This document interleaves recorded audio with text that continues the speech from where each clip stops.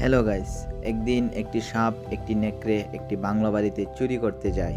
বাড়িটির সামনে যাওয়াতে সাথে সাথে গেট খুলে যায় এবং শিয়াল মামা অনেক হতভম্ব হয়ে যায়। আর এদিকে একটি সাপ একটি চামচ নিয়ে গুতাগুতি করতে থাকে তালা ভাঙার জন্য।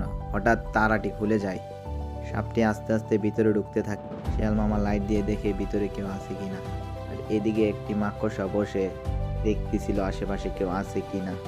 আর একটি শার্ক স্ট্যাচু দেখে অনেক ভয় পেয়ে যায়। হঠাৎই শার্ক পিয়ানোর উপর হাত রাখতে একটি দরজা খুলে যায়, আর সেই দরজার দিকে তাকিয়ে থাকে সবাই একসাথে। এক সেপাই আসে সবাইকে তাড়া করে, সবাইকে দৌড়াদৌড়ি করে এবং এখানে দশটা সাপগুলা চেয়ারের উপরে বসে আছিল আর শার্কগুলা দৌড়াদৌড়ি করতেছিল। আর নেকড়ে পিছনে লুকিয়ে একটি তলোয়ার নিয়ে ছোট একটি পিচ্চির হাতে দেয় ওকে মারার জন্য। আর এদিকে শিয়াল মামা পিছন থেকে ওকে আঘাত করে দেয়। তারপর শিয়াল মামা আর সাপ মামা দুজন